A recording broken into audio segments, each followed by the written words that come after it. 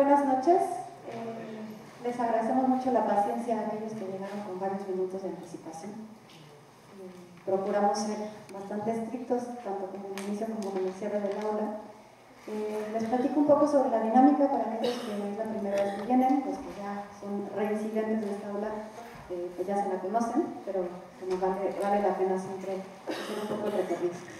El aula del espectador es un espacio abierto al diálogo, es un espacio que pretende ser una extensión, una expansión de aquellos acontecimientos teatrales que nos ofrece la UNAM. El día de hoy estamos aquí para revisar Antígona de David Gaitán y tenemos 4 secciones para este día, para todas las aulas. La primera sección dura media hora y es una intervención que esta vez estará coordinada a cargo de Luis Conde. La segunda sección, en esa primera sección Luis nos va a ofrecer algunas herramientas de análisis, algunas claves de lectura que él considera ricas para reflexionar, sirven un poco también como abreboca para todo lo que resta del aula. La siguiente media hora Luis va a invitar a subir al estrado a algunos invitados del montaje de Antígona, que están acá acompañándonos desde el inicio, y pues les va a hacer una breve entrevista. Y la siguiente media hora es un espacio abierto para ustedes que están acá. Esta aula, hay que recordar que es sobre todo un aula de ustedes. Les pedimos que ese espacio sea un espacio democrático. ¿A qué me refiero con democrático? Bueno, pues a intentar que todos logremos tener una participación.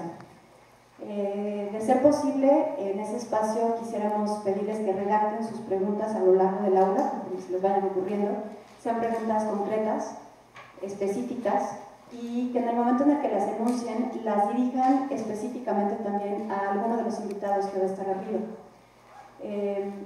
Ha sucedido en otras ocasiones que de pronto, queda demasiado tiempo el micrófono en manos de una persona y no tienen la oportunidad de participar todos. Entonces, sí les pedimos que sea una pregunta. A todos se nos ocurren muchas y sería padrísimo tener todo el tiempo para abordarlas, pero pues no es posible. Entonces, les pedimos que elijan de su lista de preguntas la más importante para ustedes, para escucharla en vivo. Sin embargo, como pueden ver en su hojita del aula del espectador, hasta abajo viene un contacto que nos hizo favor de darnos David Gaitán para que directamente puedan hacer otras preguntas o comentarios o anécdotas. Sí les pedimos que en esta sección solamente sean preguntas, no tanto vertir opiniones. Sin embargo, también tenemos la cuarta parte del aula, que es un convivio, un pequeño brindis en la parte baja de esta sala, en donde van a tener ya la oportunidad, digamos, de sin tanta formalidad, acercarse también a los creadores y a las otras personas que estamos por acá, para que tengamos un momento de diálogo abierto y rico también, por espacio también de media hora. Y bueno, pues bienvenidos, gracias una vez más por estar acá y empezamos.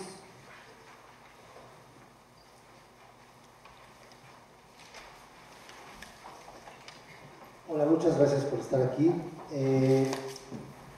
Voy a empezar dando lectura a un breve texto para abrir boca. Dice: buenas tardes. Si el melodrama es el veneno de este pueblo, como dice Sabiduría al inicio de la obra que aquí nos reúne, lo trágico es la concreción de los efectos de ese veneno. ¿Es posible que como sociedad transitemos del melodrama a lo trágico? Yo creo que sí. Consumimos lo primero, el melodrama, y en esa medida consumamos lo segundo, lo trágico. Entiéndase este último como la exposición desnuda, cruda, sin la elaboración deliberadamente estética de la tragedia. Esta, en tanto representación, nos invita a ver lo trágico justo desde la complejidad de sus múltiples colores y texturas. La tragedia, como lo trágico, presenta la tensión de agentes contrapuestos, pero también tiene la potencia de evidenciar, cuestionar y poner en crisis la percepción que tenemos acerca de lo que vivimos en lo cotidiano. Nos expone que lo trágico es esencialmente una gran ironía, un camino que anda a aquel que busca su bienestar mientras se dirige a su perdición. A decir de Maurice Maeterlinck, este ser que anda y que se pierde es un ser que se acerca o que se aleja de su verdad, de su belleza o de su Dios. Si la ironía en Edipo está en la búsqueda del conocimiento acerca del culpable de la muerte de Layo, su padre, y por tanto de la peste que invade a Tebas, en Creonte esta ironía se encuentra en su terca necesidad por legitimar su poder. En Antígona es la necesidad de transitar por el luto de su hermano no enterrado. Antes de saber que Juan Villoro participaría en la develación de Placa, quería citar de él una frase salida de una entrevista a un periódico digital. Y esto tiene que ver hablando de la tragedia y de lo trágico. Entonces decía Juan Villoro: México es un país de ausencias. Estamos en un país donde la representación de los hechos, representación distorsionada por el gobierno, es más importante que los hechos mismos. Así pues, público que aquí se ha reunido para hacer de la experiencia escénica una extensión reflexiva, los invito a transitar de la representación al hecho reflexivo que aquí nos convoca, abordando muy brevemente algunos puntos de esta versión de Antígona escrita y dirigida por David Gaitán.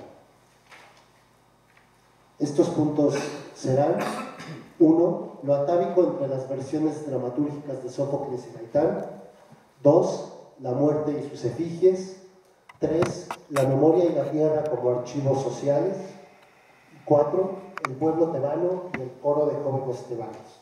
Espero que esta media hora me alcance para desarrollar estos 4 puntos, y si no me detendré en el tercero. Empecemos por el primero: lo atávico entre las versiones dramatúrgicas de Sófocles y Gaitán. Primero ofrezcamos una breve definición de lo que es lo atávico. Tendencia en los seres vivos a la reaparición de caracteres propios de sus ascendientes más o menos remotos. Esto es, comportamientos recurrentes, esquemas de relacionarse que se van a repetir anacrónicamente a lo largo de la historia de la humanidad, ¿no? Un tema atávico puede ser el deseo, en este caso un tema atávico es la muerte. Las diferentes configuraciones que toma este tema, bueno, pues veremos un poco de ellas entre Sófocles y Gaitán. Primero me interesa repasar la versión original de Sófocles. ¿Qué pasa en este círculo de personajes, ¿no? De entrada tenemos que Creonte es hermano de Yocasta.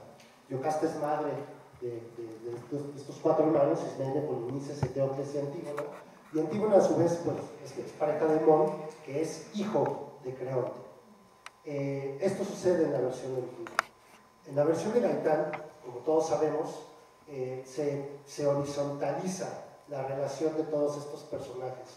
Se desprende la relación familiar que hay entre ellos y los depósitos simbólicos, las riñas que puede haber entre ellos, los antecedentes en historias anteriores.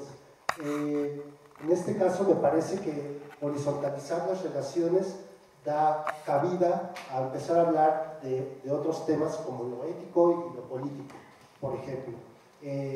Recordemos también que en la versión original, pues la situación trágica de Creonte radica en que Mon, su hijo, se suicida, y su esposa, Eurídice, también se suicida, ¿no? Agregándose a Antígona.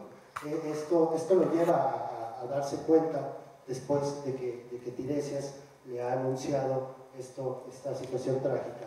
En el caso de la obra de Gaitán, pues sabemos el final de Creonte, ¿no? El sufrimiento no llega después de enterarse de la muerte de su hijo y de su esposa, sino que, bueno, llega con la muerte, ¿no? Aquí hay un desplazamiento de lo familiar, un primer desplazamiento de lo familiar a lo político. Vamos con otros aspectos. Hay un personaje básico, esencial en las tragedias, en esta tragedia de Sófocles, que es Tiresias, una especie de mago, de mantis, de adivino, que anuncia la venida de lo trágico. Me parece que aquí sucede otro desplazamiento interesante. Estos anuncios, esta sabiduría de Tiresias, se transfiere al personaje de sabiduría, Sabiduría, en este caso, en la versión de Gaitán, contiene este discurso que además deviene de lo divino en la versión original a lo político, a lo ético en esta nueva versión. Hay una transferencia de contenidos de un personaje a otro. Es interesante también, leyendo un poco de mitología griega, de qué manera se configura el personaje de Sabiduría. Nos puede aludir un poco de pronto a Palas Atenea, la que es poseedora del conocimiento, de la técnica, del hacer de las artes. Atenea, después configurada como Minerva en la cultura romana, tiene la capacidad también de transfigurarse en otras personas. Cuando yo veía Antígona, cuando veía Sabiduría, me parecía que de pronto era Palas Atenea allí, ¿no? Por ejemplo, hay un pasaje en la Odisea donde Atenea se transforma y se transfigura en un personaje masculino para ayudar a Odiseo antes de la llegada a su tierra. También Minerva posteriormente ayudará al hijo de Odiseo.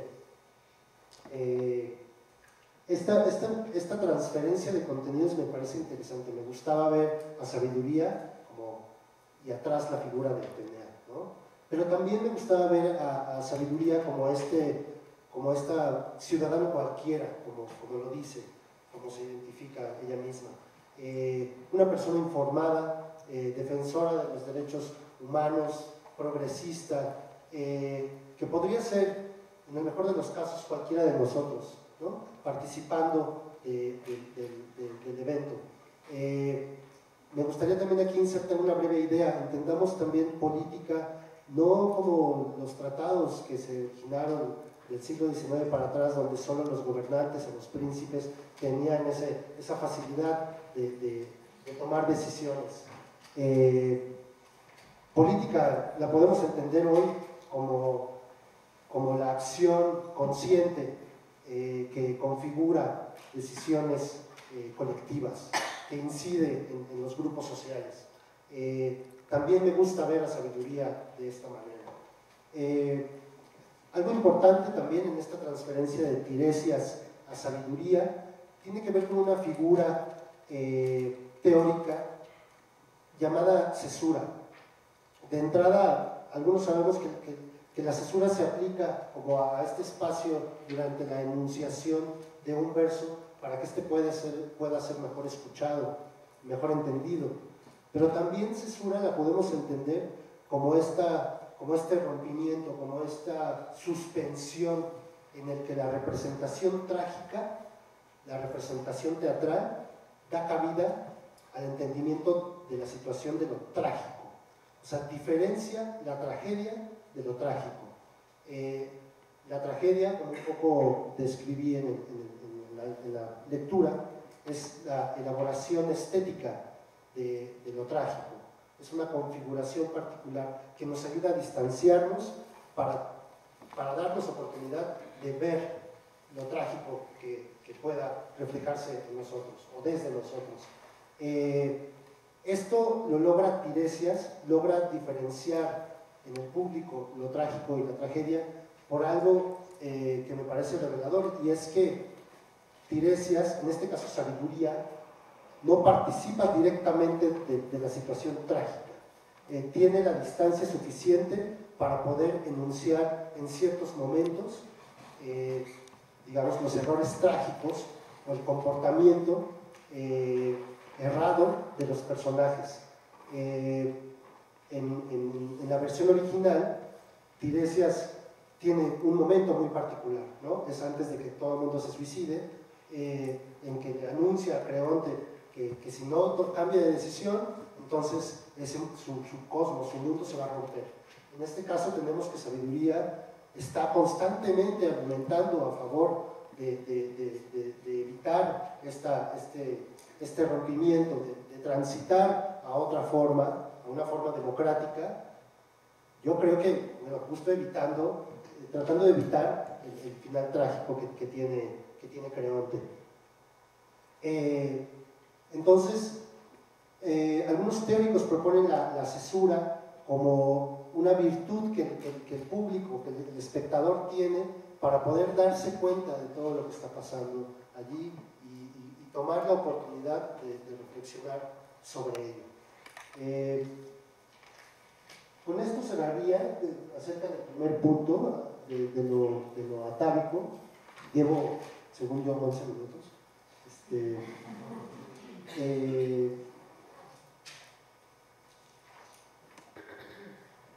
Y bueno, nada más para concluir con este punto. Hay diferencias sustanciales entre la versión de Sófocles y la versión de Gaitán, pero Gaitán no abandona la esencia del cuestionamiento de Antígona, por un lado, y del poder autoritario del otro, ¿no? Tampoco abandona la figura consciente, sabia del personaje de Tiresias, transferido a sabiduría, lo cual nos hace conectar con la historia, evidentemente. Sin Tiresias, en este caso sin sabiduría, nos quedaríamos alejados de la situación. Es un punto reflexivo importante que nos ofrece sabiduría. Vamos con la segunda clave teórica, la muerte y sus efigies. Este es también otro tema atávico, la configuración del cuerpo después de muerte, después de la muerte. Este está presente en los cuerpos, primero en el cuerpo de Polinices y después en el cuerpo de Antígona. Como podemos recordar, estos cuerpos están de alguna manera despersonalizados, están estetizados y están presentados de una manera neutra, ¿no? Son blancos, desgarrados.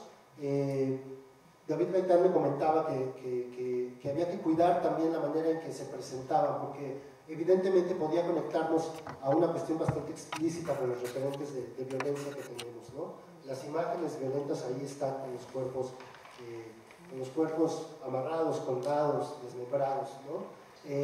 Esta me parece que es una resolución bastante afortunada el presentar estos cuerpos neutros, y creo que da la oportunidad a que el público edite con sus referentes de violencia los contenidos, ¿no? desde la experiencia que cada uno tenemos. Así que tiene una resolución neutra que a mí me evocaba a este artista Anthony Mobley, que trabaja con figuras de cuerpos y los deja de pronto ahí solos en paisajes urbanos o en paisajes naturales. Él trabaja con la figura, con la despersonalización del cuerpo humano, y que de pronto me parece que estas formas antropomórficas pueden ser todos o puede ser nada, ¿no? Tal como un cadáver, me parece, expuesto de esa manera. Esta imagen me parece también más reveladora. Son cuerpos presentes, pero también están ausentes ahí, ¿no? Están dejados en ese espacio, abandonados de alguna manera.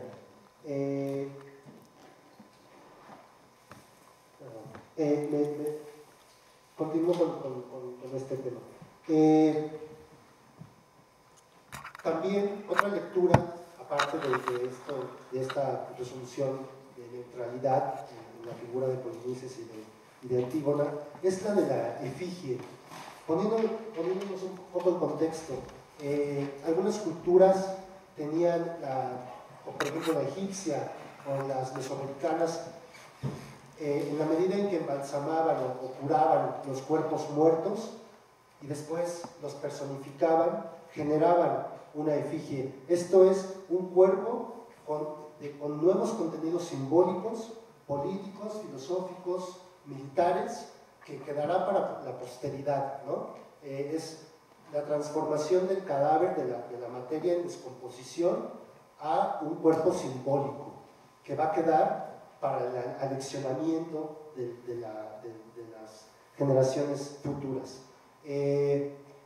¿Esto con qué se liga? Me parece que todo muerto político, todo muerto a partir de acciones éticas, es propenso a ello, a a esta efigie que se hace de ellos para reivindicar luchas sociales, luchas políticas, pero también se corre el peligro de que se pueda usar para fines institucionales, ¿no? Que se institucionalice, como las figuras de muchos políticos que a lo largo del siglo XX sobre todo, ¿no? Quería traer imágenes, pero no quería ser tan explícito. Me parece que Stalin, Che Guevara, y no estoy haciendo ningún juicio a favor o en contra, ¿no? Estoy solamente nombrando, incluso nuestros 43 desaparecidos, estoy nombrando personas que de pronto se convirtieron en símbolos. La sociedad elaboró una efigie de ellos. Y me parece que también la figura de Antígona se vuelve eso, se estructura, se presenta como el símbolo de una mujer que luchó por lo que ella quería, ¿no? Vamos con el tercer punto, la memoria y la tierra como archivos sociales. Transparentando un poco mis mecanismos de investigación, bueno, aparte de consultar varios libros, me inscribí en un curso que se llama, siempre se me olvida el nombre, se llama Guardar Luto, Resistencia Política. Están dando en el Museo de la Memoria y Tolerancia. Y a partir de ello yo escribí un pequeñito texto que les pido por favor que me permitan leer, que tiene mucho que ver con lo que está en su hoja de ruta, y voy a dar una lectura más o menos rápida. Cuando alguien muere es necesario hacer luto. Ello implica guardarle en un espacio para que su cuerpo devenga en otro tipo de vida materna. Y lo más importante, para que en nuestra fragilidad reconozcamos el lugar donde la ausencia ha de procesarse. Ese lugar, regularmente un orificio vertical u horizontal, es también, en un sentido metafórico, como el hueco que queda en nosotros, donde habitará simbólicamente ese alguien que ya no está, reintegrando su significado a través y en la memoria, como el cuerpo lo hace en la tierra. La memoria, en tanto archivo de múltiples aspectos de nuestra vida, como la tierra en términos biológicos, es un agente reconstitutivo que permite que la persona ausente se disgregue, integrándose de manera orgánica al pleno de nuestra persona en la medida en que se va del control de nuestras manos, permitiéndose ser y dejándonos a nosotros la oportunidad de continuar. Enterrar el cuerpo de esa persona es asumir el vacío de nosotros, dejar que la ausencia se transforme.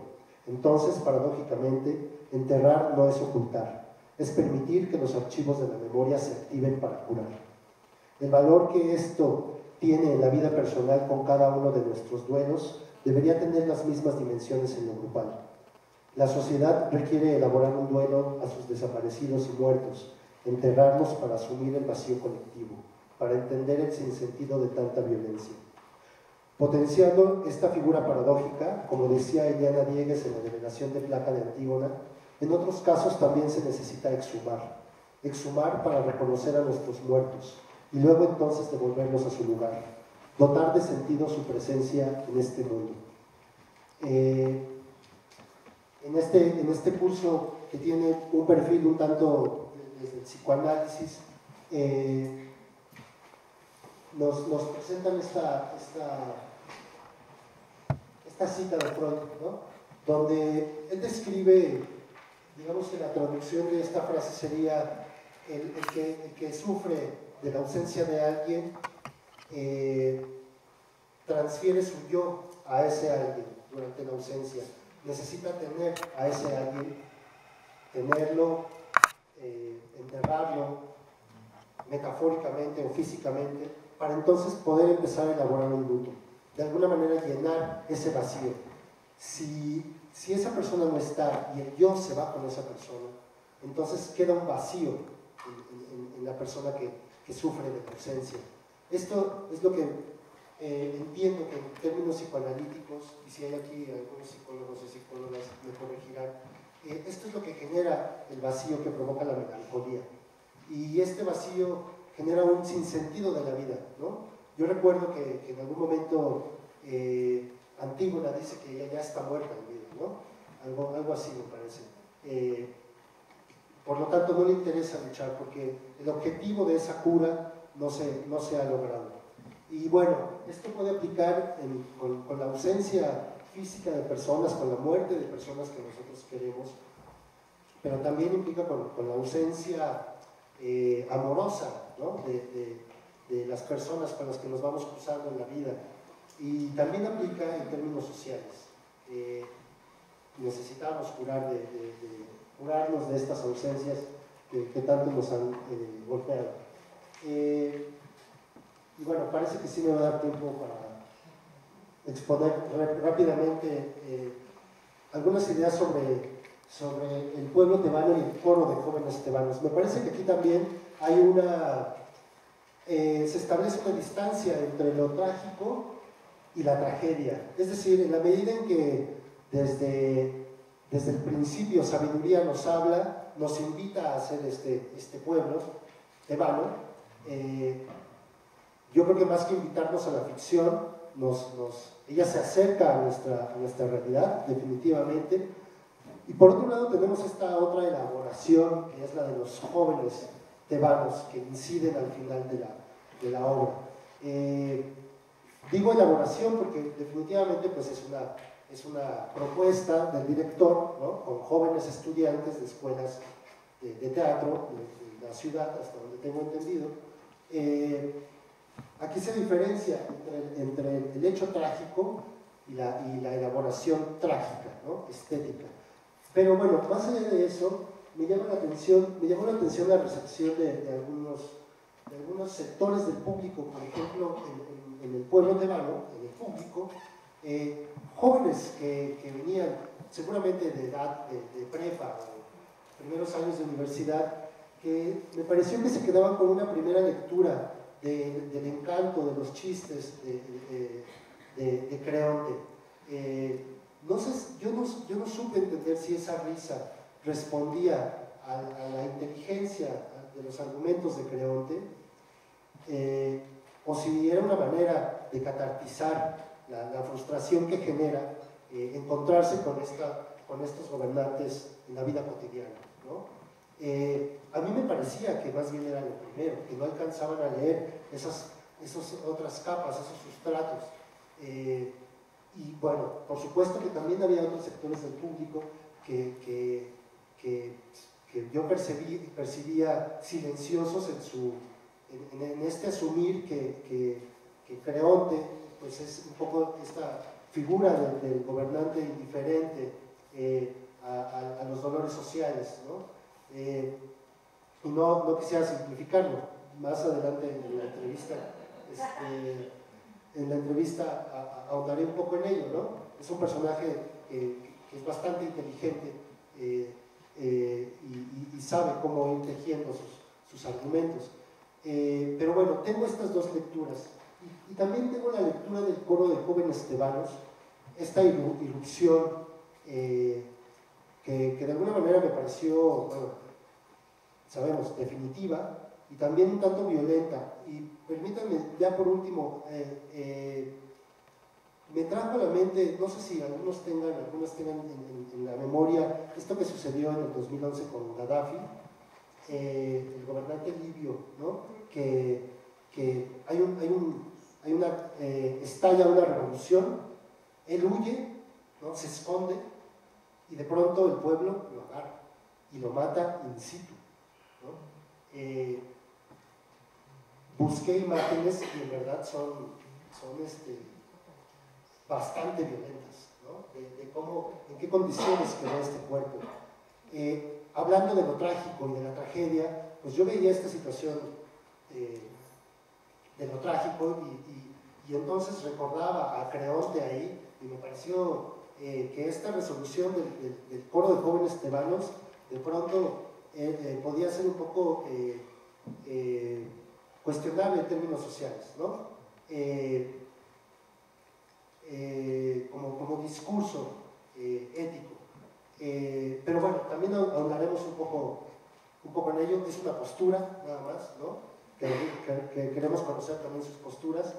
Y bueno, ahora sí me parece que ha llegado el tiempo. Y bueno, por favor, les pedimos un aplauso para nuestros invitados, David Gaitán, Elena Eto y Gabriela Arroz.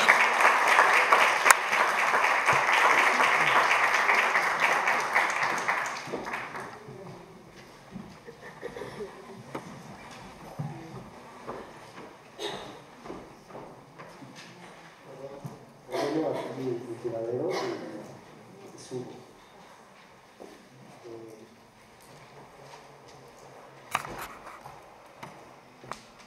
Pues muchas gracias por venir.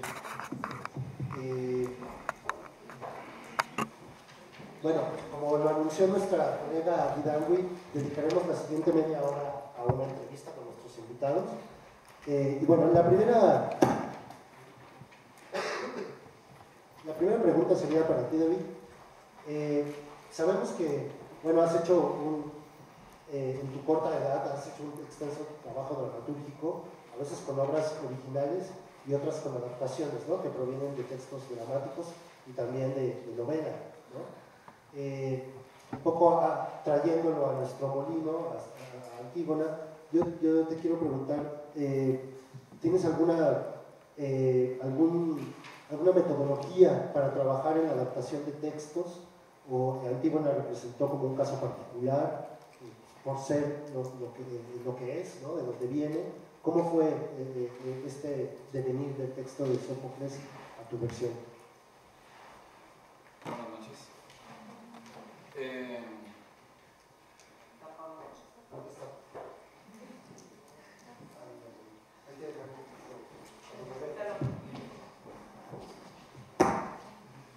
Buenas noches.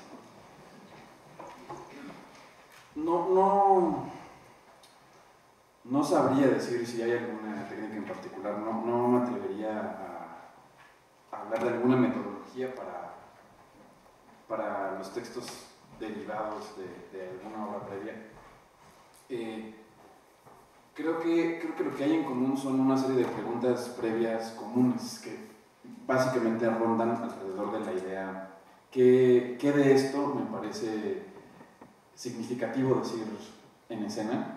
Y muchas veces la respuesta la encuentro en qué es lo que me entusiasmó tanto del original, ¿no? Pienso una obra que hicimos hace unos años que se llama Escurrimiento y Anticoagulantes, que es a partir de Crimen y Castigo, que era la sensación después de leer Crimen y Castigo era la de que alguien había escrito en el siglo XIX algo muy similar a lo que sentíamos en ese momento nosotros frente a un universo monotematizado en torno a la violencia y que eso pues nos interesaba comunicarlo en escena, ¿no? en aquel momento.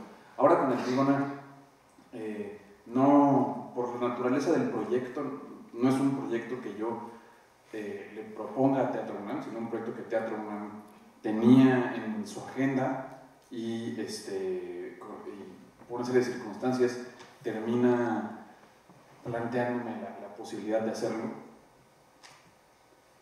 Y lo que eventualmente dictó la adaptación y las decisiones que están en esta versión de Antígona fue, pues primero la pregunta de ¿por qué hacer Antígona hoy? ¿No? Que suena a un lugar común, pero que pues, es la que estaba sobre la mesa. Y la primera respuesta era una negación, ¿no? Como que yo tenía muy claro que lo que no quería que sucediera con Antígona, que es que se convirtiera en un montaje de Antígona hoy, en este momento social, que se convirtiera en un gesto oportunista y aprovechar la tribuna, que es el escenario, de un modo exhibicionista y tendencioso, ¿no? Porque sentía que era una tentación muy grande y un peligro muy latente. Y lo otro que siento que es lo que determinó la adaptación es que me parece que lo más vigente de Antígona es la discusión política. Sentía que era necesario hablar de Antígona, que era necesario hablar de lo que hizo Antígona, del castigo que Creonte plantea, y tener esa conversación, ahondar en esa conversación. Entonces, desde el principio, la idea o la fantasía de la adaptación rondaba en torno a unas personas hablando sobre lo que había pasado con Antígona, hablando sobre la justicia, discutiendo y que fueran complicado descalificar o a uno o al otro. Gracias. Perdón, me está dando una cosa.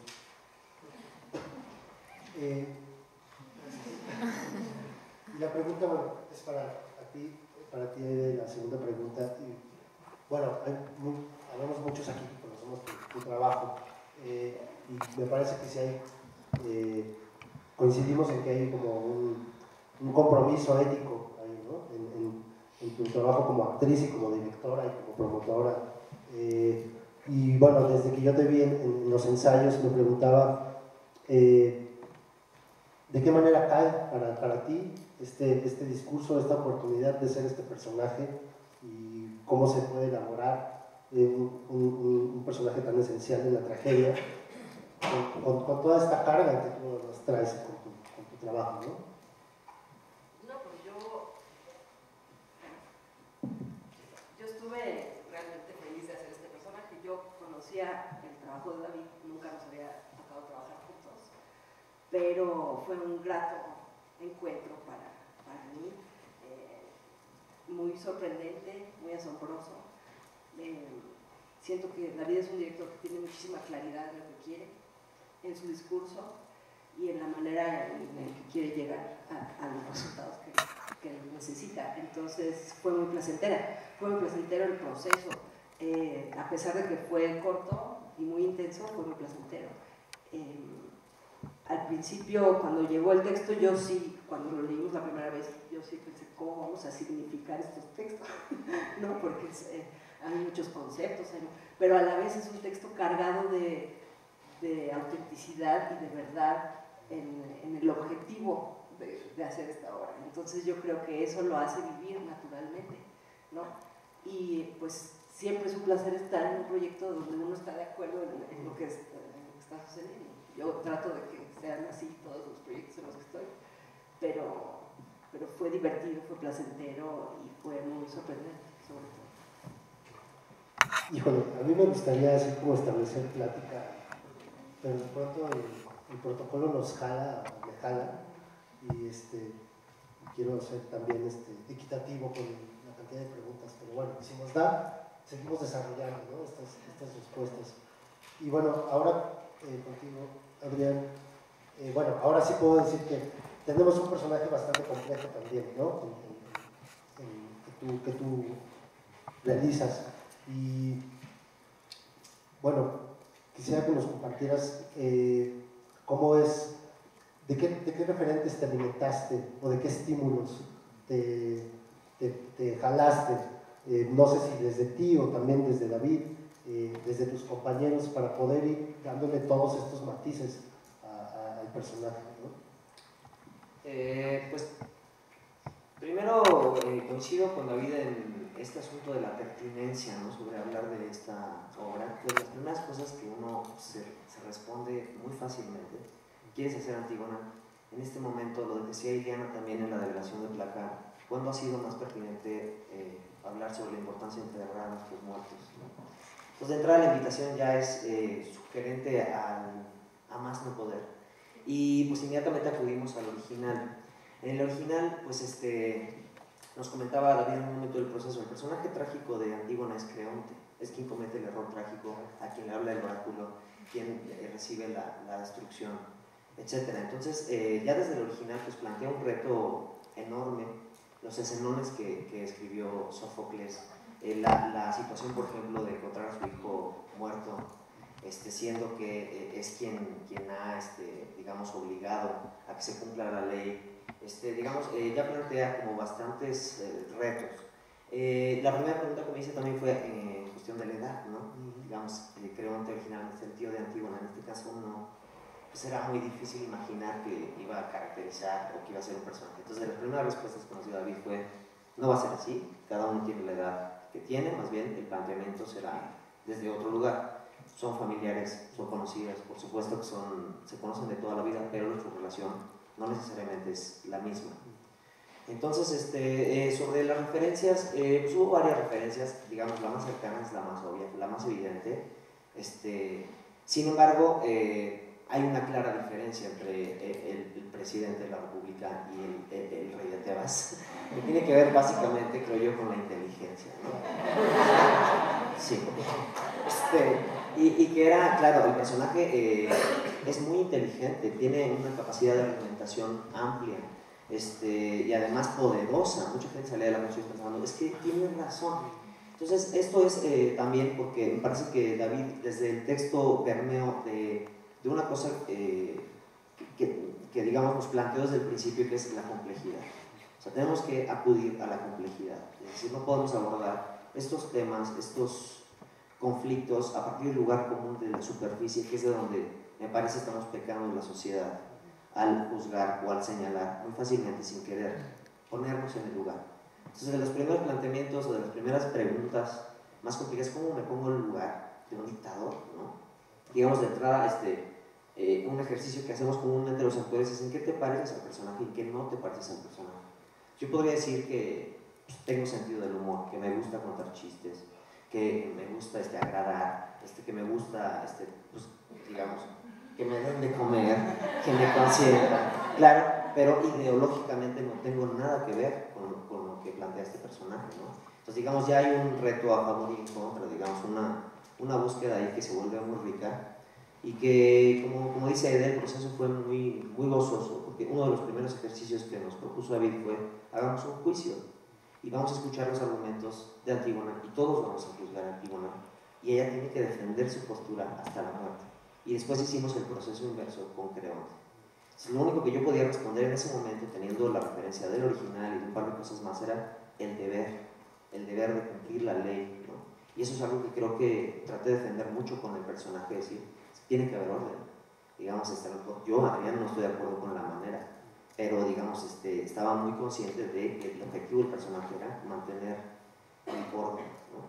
Visitamos otras referencias, una muy chistosa fue la del Viejo Herrera, porque digamos también nos encontramos ahí, David y yo somos muy tamboleros, jugamos juntos fútbol todos los lunes y somos muy aficionados al fútbol y encontramos también ahí muchos como lugares parecidos, digamos. Hay un texto que dice sabiduría, tú no te puedes ofender por ser criticado, y estábamos justo en el momento en el que estaba pasando eso con el exdirector técnico de la selección nacional. Si eres una figura pública no puedes ofenderte porque la gente te critique, ¿no? Entonces justo encontramos como más lugares ahí donde reconocernos localmente y universalmente sobre los conflictos por los que atraviesa este personaje. Muchas gracias. Y bueno, la primera pregunta contigo, David, iba un poco sobre tu trabajo dramatúrgico, y ahora quisiera preguntarte algo sobre tu trabajo como director, ¿no? También, en la medida en que tú eres actor, también, supongo que de alguna manera influirá para los estímulos que ofreces al cuerpo de actores. Durante los ensayos, bueno, vi indicaciones bastante precisas, había mucha claridad, ¿no? Me parece, en todo lo que tú querías, y que por supuesto no significa que haya una dictadura sobre cómo se habría de resolver, ¿no? O sea, había claridad, ¿no?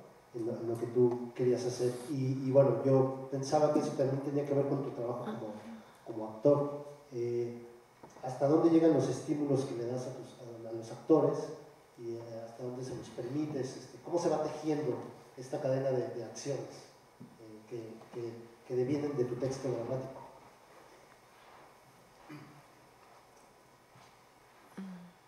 Una de las premisas que trato de tener muy presente cuando estoy dirigiendo es justamente la de la claridad, ¿no? Y en efecto, parte de que yo, como actor, como que pienso en las cosas que a mí más me funcionan y son las que después trato de proveer en medida de lo posible.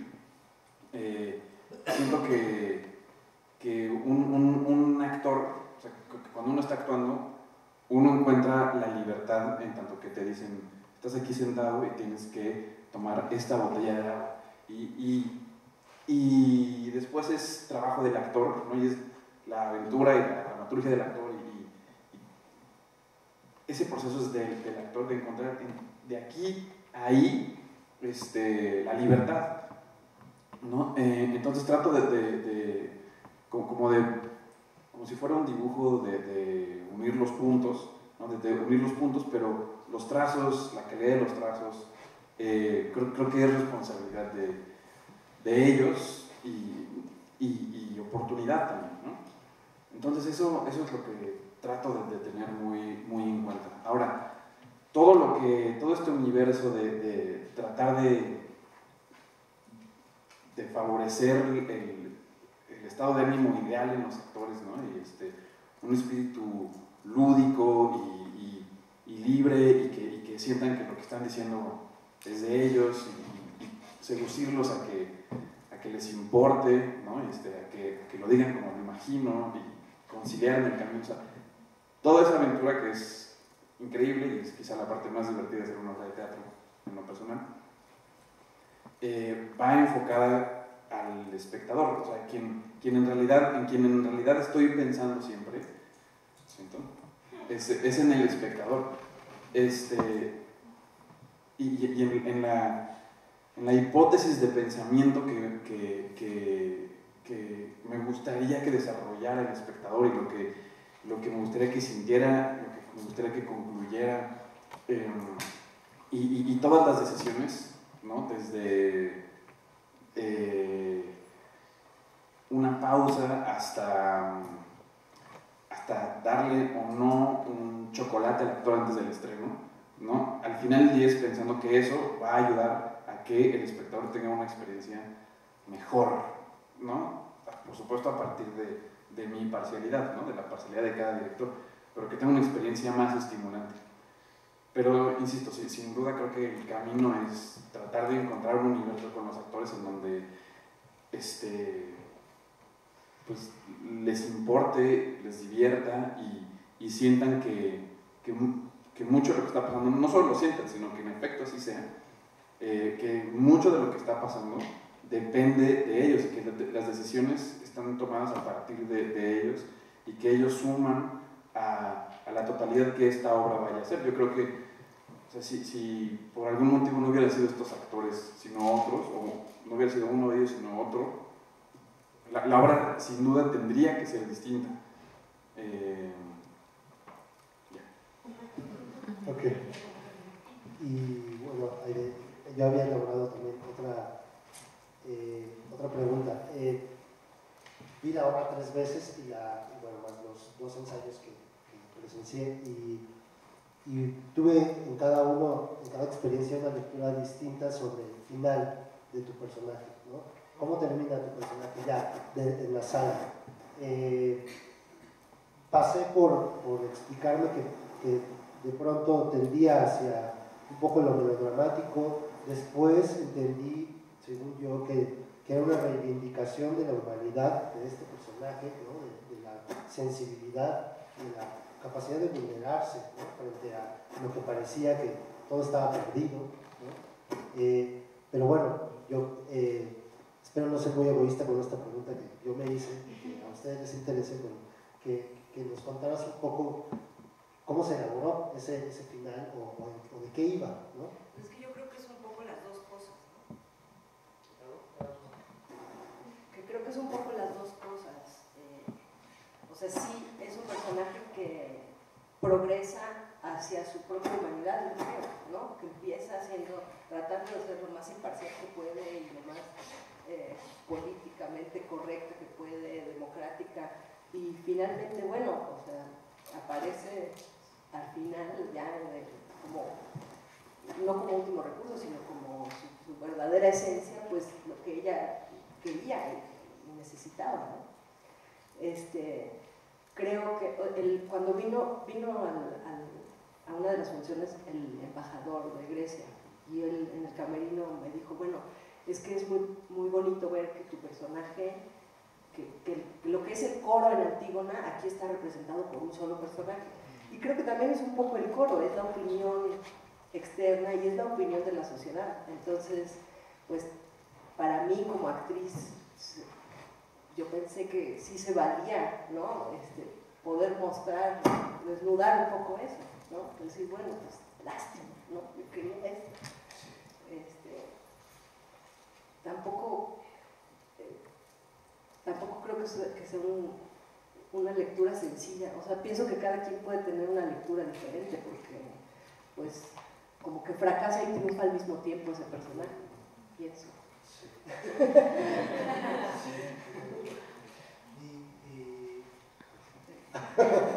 Que bueno, una pequeñita clave que se me fue, en términos teóricos también, bueno, se dice que la ironía, ¿no?, junto con la paradoja, es uno de los grandes constituyentes de la tragedia, justo. Pierdes y ganas, o intentas buscar la felicidad y te vas a la perdición, ¿no? Y creo que, yo no lo había visto así, pero coincido en que este personaje también está lleno de ironías y que al final pierde pero gana, ¿no? Y que también, como tú decías antes, o sea, sí representa un poco al oráculo y a Tiresias y todo, es una mezcla de todo eso, ¿no? Encarnado como en una sola cosa. La esencia de la opinión externa y del oráculo, ¿no? Diciendo, es que va a pasar esto, es que si no se dan cuenta va a pasar esto, ¿no? Que es lo que de alguna manera como sociedad todos quisiéramos decir, ¿no? O sea, todos quisiéramos poner a los gobernantes y decir, a ver, no, vamos a discutir, no puede ser todo así en este país, ¿no? Entonces una mezcla entre Tiresias, Carmen Aristegui, cualquier ciudadano.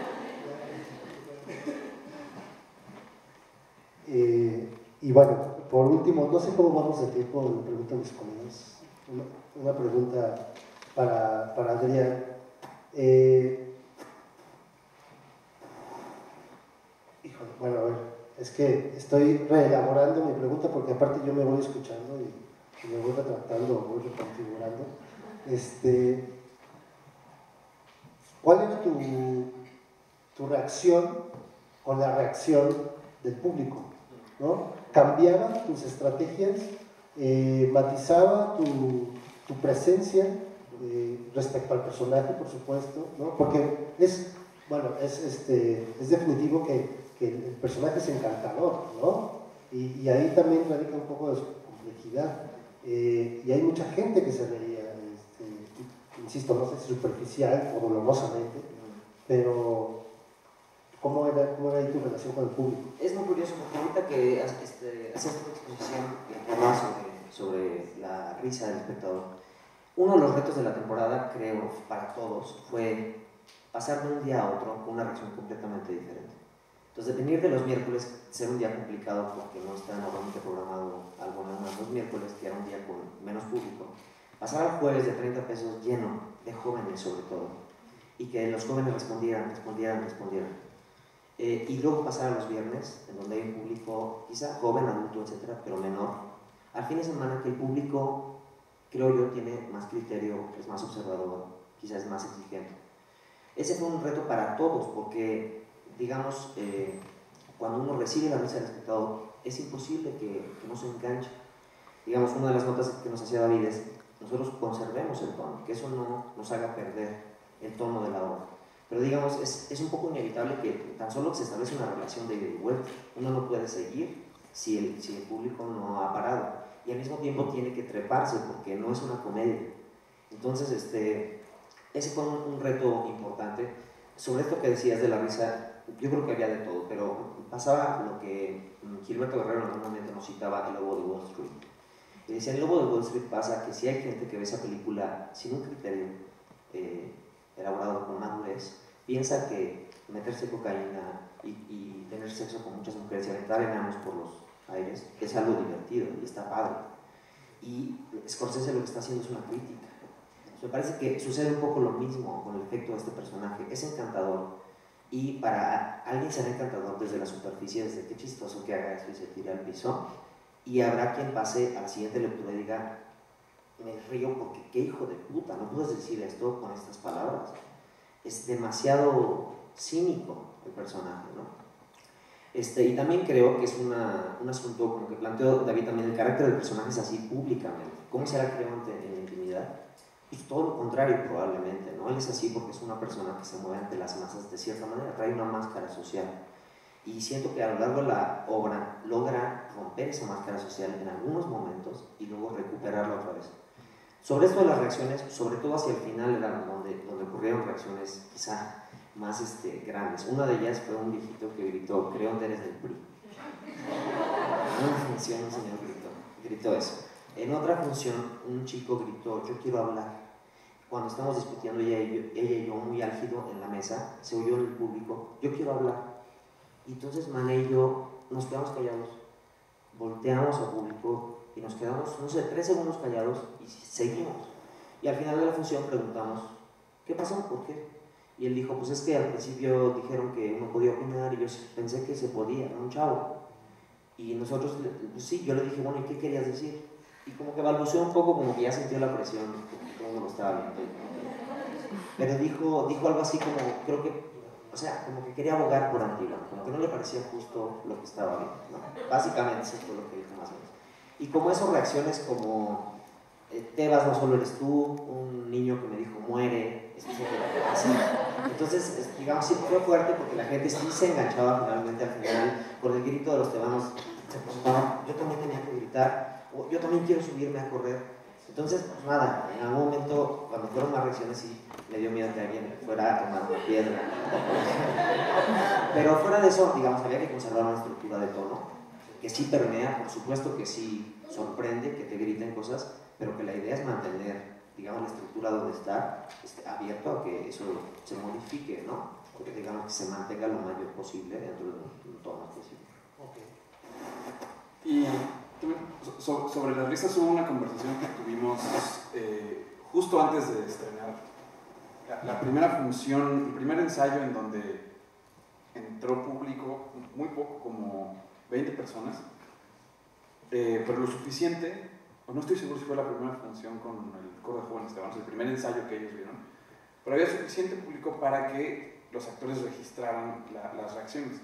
Y a Mané, a la actriz que hace Antígona, le sorprendió un poco todo lo divertido que estaba resultándole Creonte al espectador, y en esa corrida en particular ella modificó el tono, digamos, como respondiendo a una ficción rigurosa en donde al final lo platicamos y me decía: es que estamos planteando que estamos haciendo una conversación abierta, pública, estamos planteando que el público es el pueblo de Tebas que esté escuchando, y si ellos se empiezan a reír de todo lo que plantea Creonte, yo tengo que responder a eso. Entonces esa corrida, ese ensayo estaba muy enfurecida, ¿no?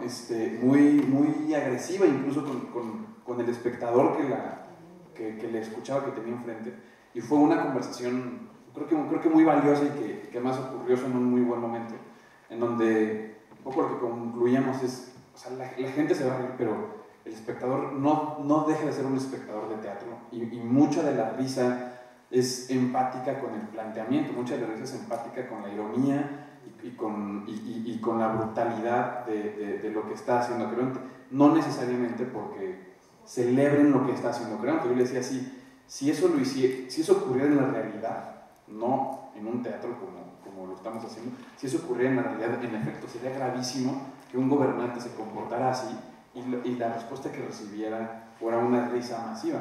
Ahí, claro que habría que responder desde arriba y cuestionar esa respuesta y tratar de abrir los ojos, que si bien es un poco uno de los detonadores que yo le planteaba a Mané para su personaje, teníamos que hacer como un voto hacia la convención y hacia la teatralidad y no reaccionar consecuentemente, aun cuando nosotros estamos abriendo esa convención, porque entonces la obra se desplazaba hacia otro lugar tonal que ya no nos era útil.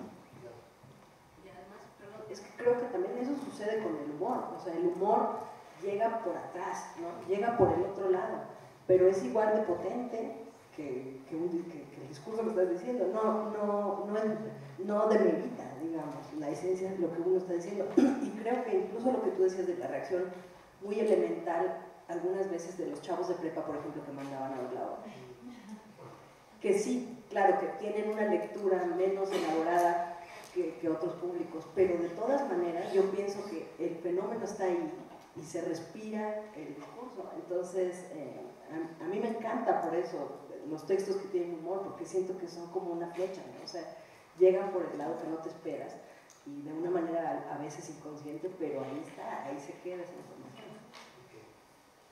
Y bueno, alguien por ahí decía, no recuerdo quién, que cuando alguien se ríe, la verdad entra por la boca mientras alguien se ríe, ¿no? Recibiendo. Bueno, pues pasamos a escuchar a nuestro público.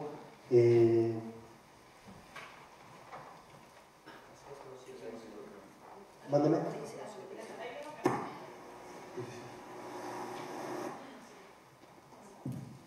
Ahí está, ¿no? Sí. Bueno, tenemos media hora para dialogar con nuestros invitados en esta sección.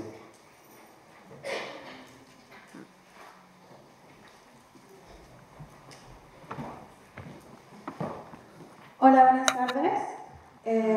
Bueno, a mí me gustaría, por favor, si ustedes pudieran decir qué recomendaciones nos dan para ser un espectador de teatro, ¿no? Así tal cual lo dijo el director, un espectador de teatro, y bueno, hiciste una breve explicación. Nosotros ahora que estamos en el aula del espectador, y nada más un pequeño paréntesis, me tocó ver la función en el aniversario de los chicos desaparecidos de Ayotzinapa. Fue desgarrador, ¿no? Y ahí me di cuenta como el poder que tiene el teatro para generar una sensibilidad política más allá, ¿no? Eso es todo. Pues la única recomendación que haría para ser un espectador de teatro creo que sería que a priori, como espectador, otorguemos el sí a lo que estamos viendo. Siento que es una acción tan heroica que un espectador llegue a una sala de teatro y se siente en una butaca con la intención de observar lo que va a pasar, que una vez que llegamos hasta allá, creo que nos corresponde partir del sí frente a lo que estamos viendo, por supuesto con la esperanza de que eventualmente se confirme, ¿no? Que se confirme que todo eso sí es estimulante, que sí hace sentido, que sí me importa, a diferencia de, a veces como espectadores llegamos, aún después del esfuerzo de haber llegado, siento que partimos del lado opuesto del no, y entonces es de un hermetismo que no hay obra que lo pueda penetrar, o que implica un desgaste innecesario para el espectador, para la semiótica de la obra, que nunca está diseñada así. Yo diría eso.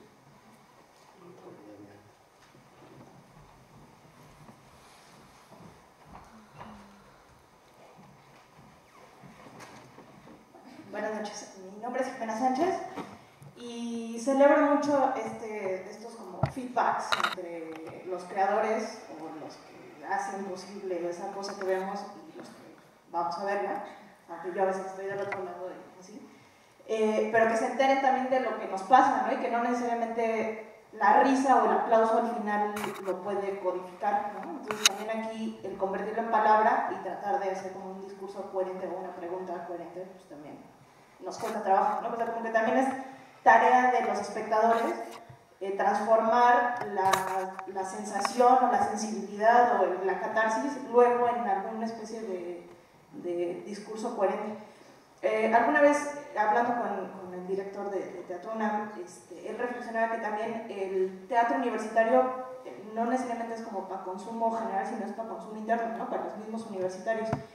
Y yo que tengo un pie metido en varios lados, soy profesora en la Facultad de Filosofía y Letras, en la carrera de Literatura Dramática y Teatro, y el postulado principal o inicial en la obra de Antígona de apostar por la complejidad y agotar el discurso hasta sus últimas, me llama mucho la atención abriéndolo en este espacio universitario, en el Teatro Juan Ruiz de Alarcón y con quienes están, ¿no?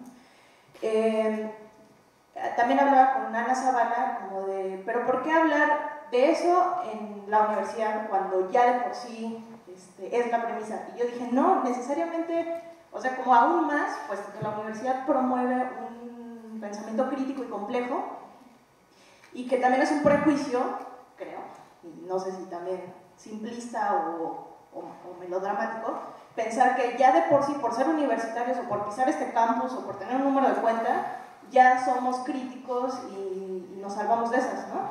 Entonces, agradezco muchísimo el montaje, o sea, creo que mi agradecimiento ni siquiera todavía alcanza a expresarse con palabras, porque también lo veo pendular entre lo individual y lo colectivo, o sea, como esta cosa de que a lo mejor este personaje de sabiduría que es como una alegoría y que termina siendo un humano, o sea, cómo pendula muchas veces entre algo abstracto y algo concreto, entre un individuo y lo colectivo o al revés. Y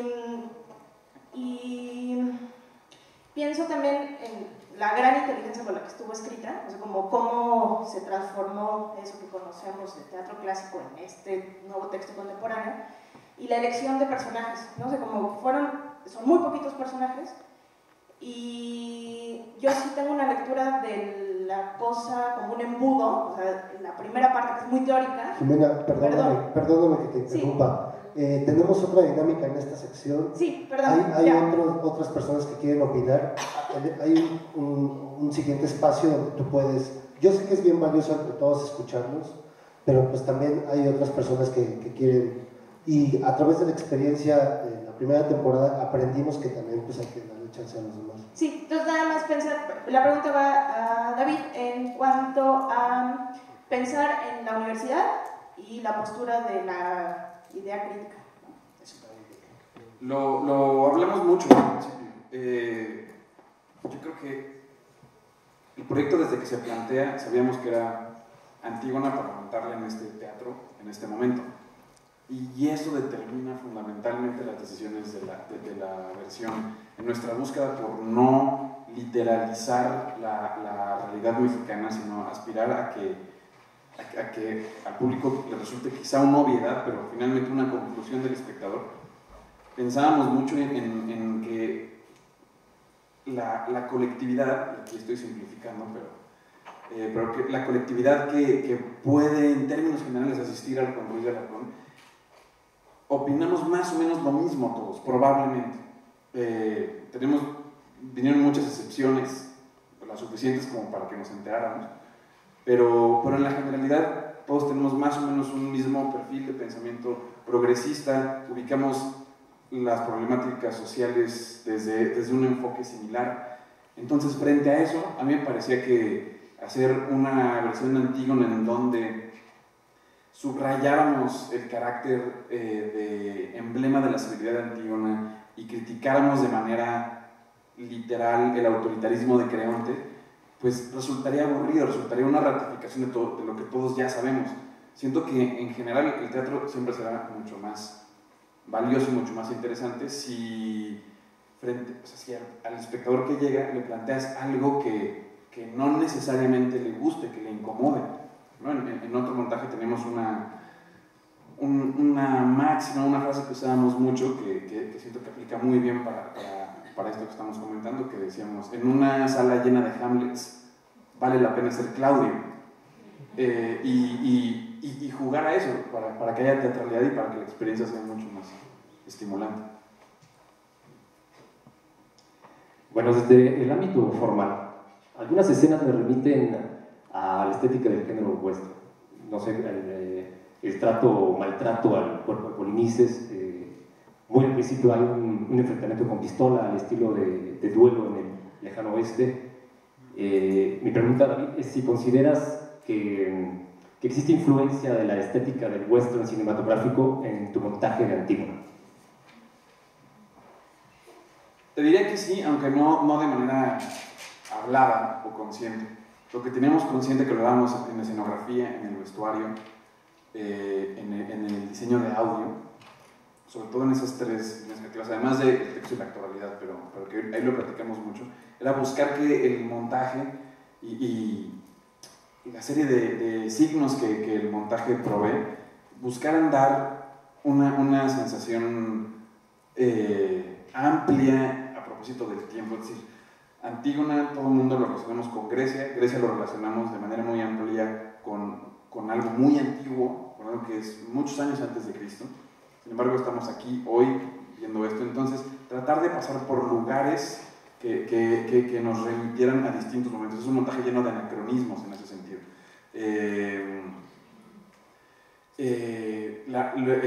Hay una estética medieval, por ejemplo, en esa escena de los disparos, ¿no? Tratando de semejarnos a soldados medievales, pero que están usando una pistola y que tiene un enfrentamiento tipo western, que es una escena casi que hemos visto mil veces, ¿no? Porque son Eteocles y Polinices están hablando de que necesitan hacer una acción simbólica para detener la guerra y que entonces entiendan que eso es un sinsentido. Después, en el último discurso de Creonte, la premisa era: pongámosle un traje que si bien haya sentido con lo que hemos visto en la obra, sea tan contemporáneo como lo logremos. En el espacio, en las ideas por las que transcurrimos, esa era la premisa, tratar de llenar de anacronismos, ¿no? El trono de Creonte, que no es medieval, pero es una silla que se contrasta de las otras, que podemos entender que tiene un poco más de altura, ¿no? Una mesa que es profundamente contemporánea, en general un espacio que podría ser cualquier bodega, pero hay unos ventiladores que nos acercan en el tiempo. Entonces te diría que sí, en tanto que estábamos tratando de pegarle a distintos lugares del inconsciente colectivo y de las imágenes que tenemos almacenadas que nos han atravesado como cultura occidental. También es para David y tiene que ver un poco con lo que ya preguntaron, si el hecho de que Aterrice es una obra universal en una problemática nacional, aunque no sea de manera muy obvia, ¿es para ti necesariamente una forma de hacer una protesta social o es solamente una vía creativa para apropiarte de la obra? Porque al final, para mí cuando vi la obra sí, creo que sí toca muchas fibras remitentes a lo que pasa en el país. Yo creo que son las dos, no creo que una esté peleada con la otra. Me parece que el origen está en la realidad, es decir, estamos en este momento sociopolítico, está esta obra, está la oportunidad de representarlo, y eso inevitablemente genera una serie de detonantes creativos. Nos interesa mucho que el espectador haga una liga con la realidad, y en tanto eso ocurra, la idea de protesta, desde que es un montaje de protesta, se da, pero buscamos llegar ahí como una conclusión, no como una primera decisión de la cual el espectador solamente es testigo. Yo creo que sobre todo es una oportunidad creativa, quizá dentro de toda la brutalidad de una situación política como en la que estamos ahorita, y que es todo menos deseable. Dentro de todo eso, quizá un punto de excepción, un punto que se ve extrañamente fertilizado y detonado favorablemente es la creación artística, ¿no? Los grandes artistas de la historia, sobre todo pensemos en Beckett, en Brecht, salen a partir de catástrofes sociales, ¿no? Y su manera de lidiar con ello termina resultando en un teatro que no conocíamos y que resulta profundamente estimulante. Entonces yo creo que inevitablemente es un trampolín creativo, pero en ningún momento quitamos del panorama el hecho de que esta obra naturalmente iba a mandar al espectador a lo que está pasando en México. Bueno, hola. La pregunta es más bien como para los tres, ¿no? En esta reacción que hubo, por ejemplo, del chavo, ¿no? De que pasó y que finalmente fue un momento de tensión tanto para los espectadores, tanto para ustedes, ¿había noción de que eso pudiera pasar al momento de que se le da el texto, ¿no? Al de que se abre esta comunicación entre el público, o sea, entre el pueblo tebano? Bueno, sí, ella especifica, ¿no? Si el coro de jóvenes tiene algo que decir, puede hacerlo, pero sí creo que se entiende, o el público a lo mejor que sí está atento, entiende que él también puede hacer uso de la palabra, ¿no? Entonces, no sé si eso dentro del proceso creativo estaba pensado, de que sí pudiera pasar, y qué hubiera pasado si no solo hubiera sido él, si no hubieran sido más. O sea, había ya percepción por parte tuya y por parte de los actores de qué es lo que podía pasar. Sí, lo hablamos y era algo que queríamos que sucediera, ¿no? Y que sucedió un poco, ¿no? En estas funciones. Yo creo que además de que lo hablamos, pues cada quien pensó en sus propias resoluciones, ¿no? O sea, yo pensaba que yo tenía un papel importante ahí porque yo era la moderadora de este asunto. Y entonces, cuando sucedió la primera vez, empecé a pensar qué tenía, y pensé, para no cortar como el ritmo de la obra ni nada, pensé decir, bueno, al final va a haber un espacio para que el coro externe sus opiniones, ¿no? O sea, pensé como mandar eso al final de la obra, ¿no?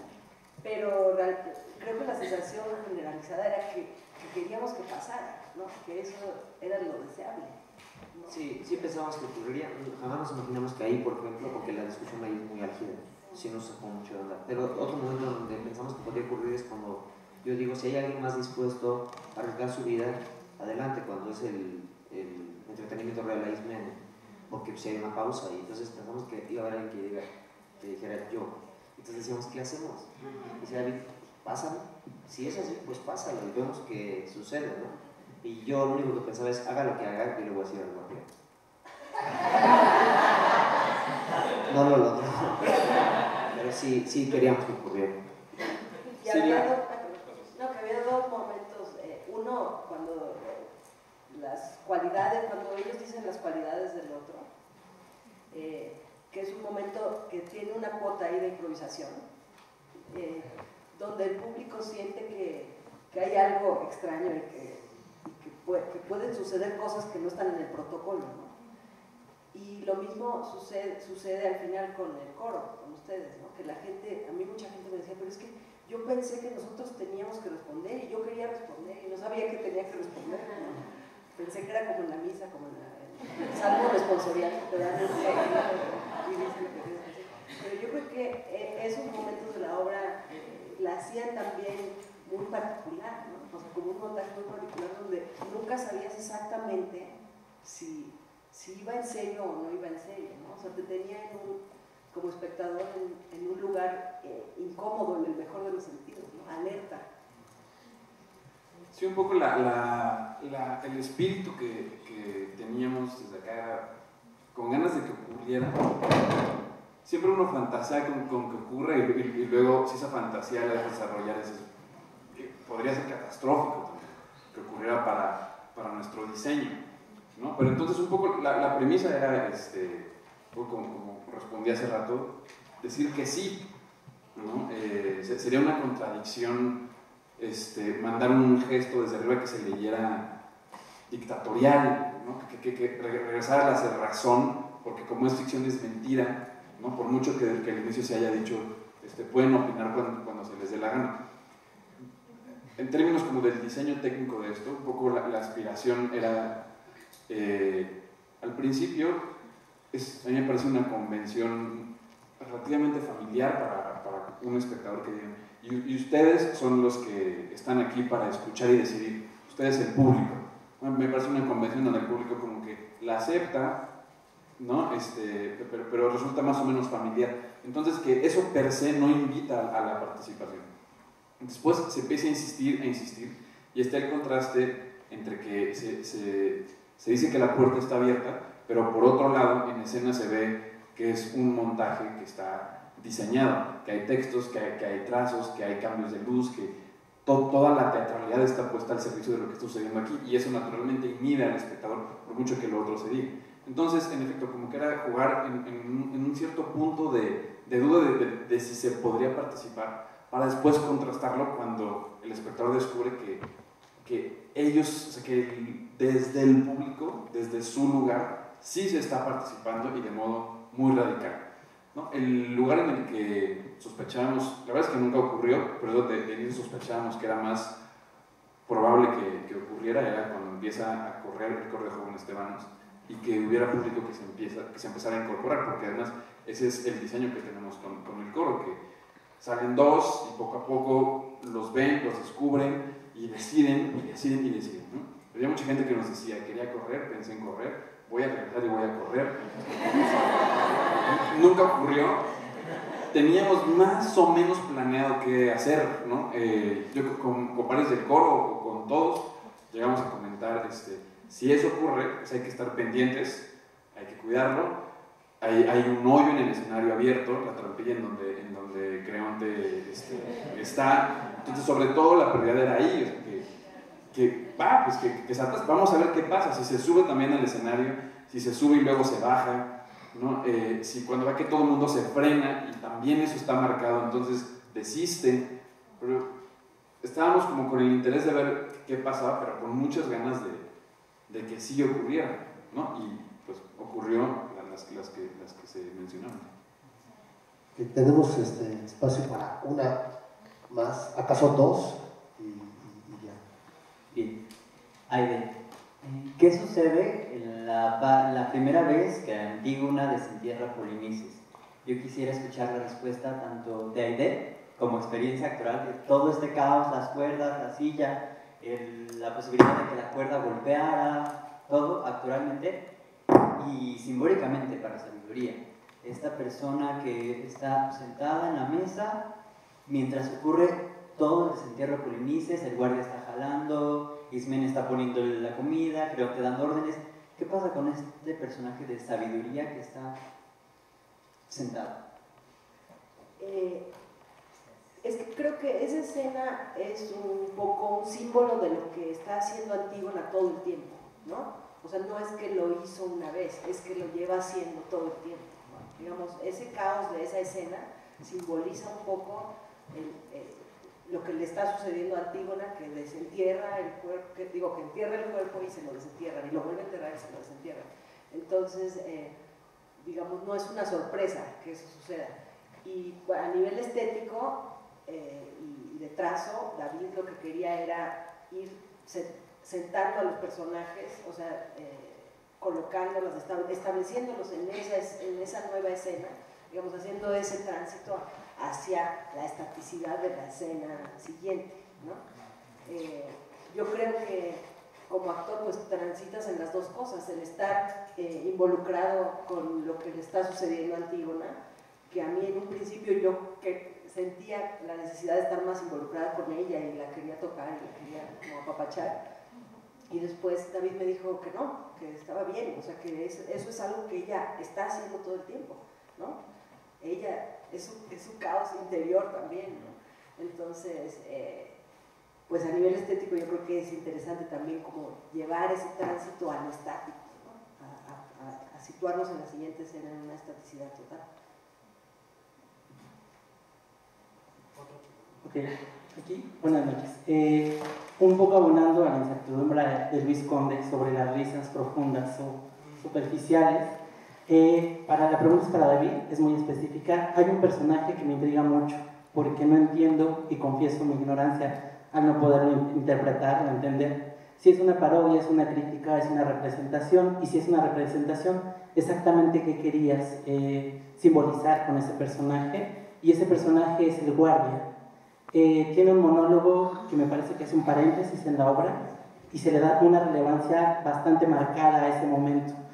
Y oscilando sobre lo que tú decías y comentabas al principio, que temías que no fuera pertinente la obra, sino oportunista, que ese era uno de tus temores, o bueno, de las tareas que tenías que resolver sobre la obra o la puesta en escena. Me parece que ahí echas una moneda al aire respecto a este personaje que talla y que de verdad cae mucho en la parodia, más que en el sarcasmo.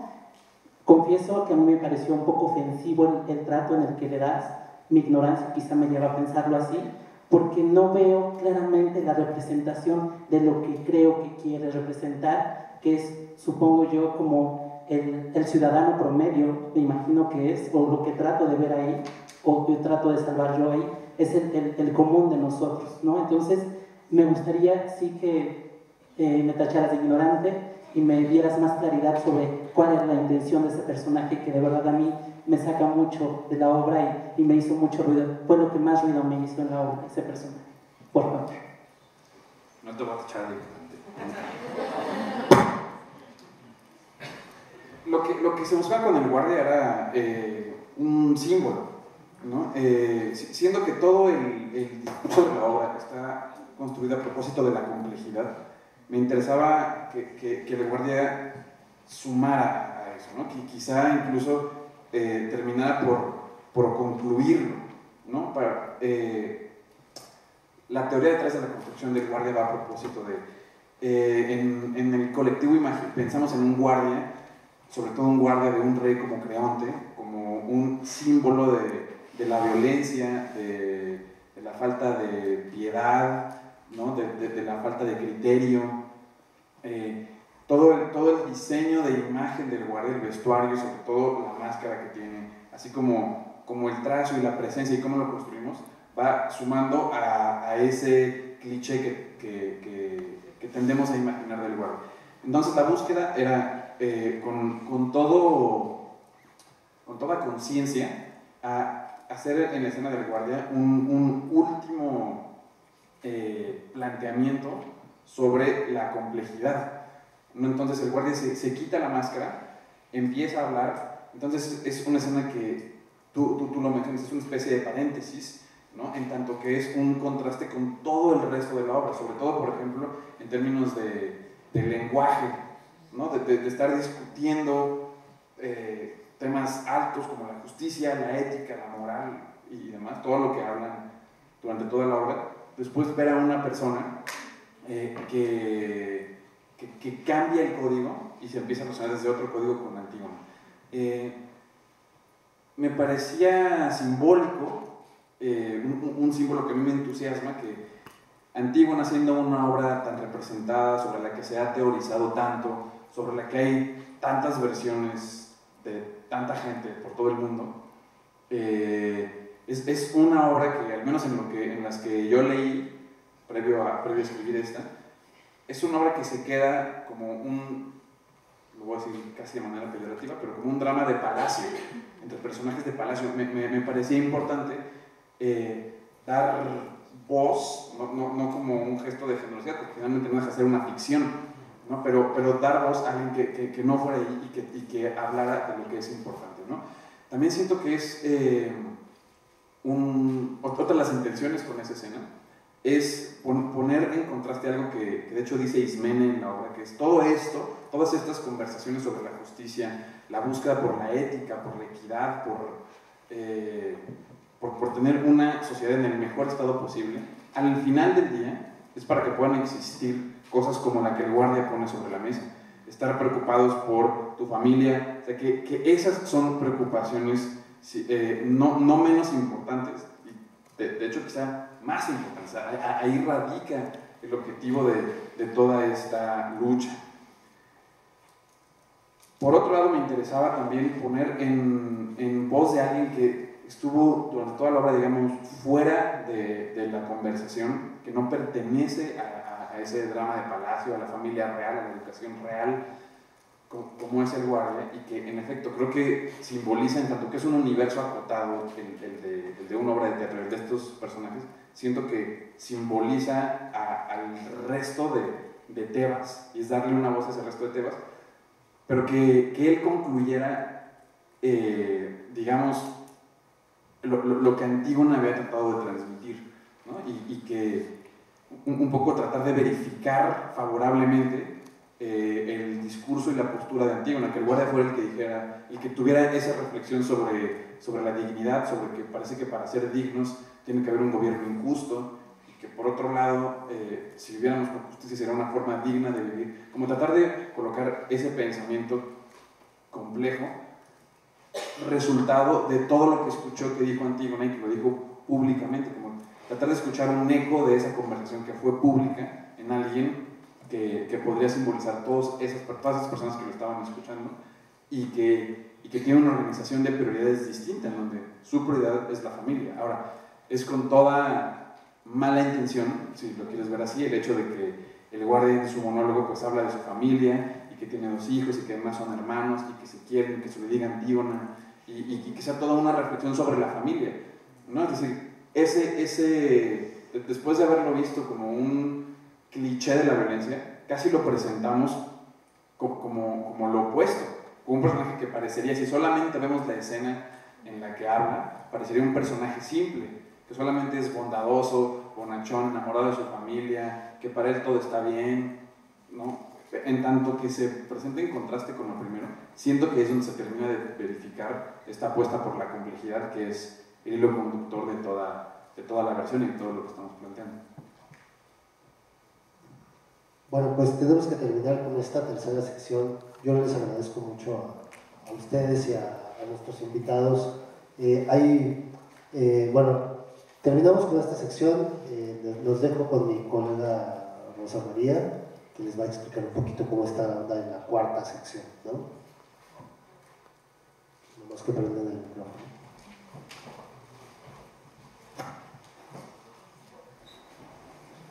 Muchísimas gracias por estar con nosotros.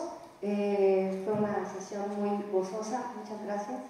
Y los invitamos a que nos acompañen en la próxima sesión, que va a ser el próximo martes, que vamos a tratar la obra de Hamlet y que va a conducir nuestra compañera Lina Miquel.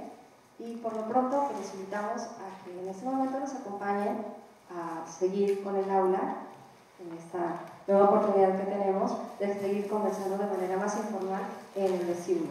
Muchísimas gracias.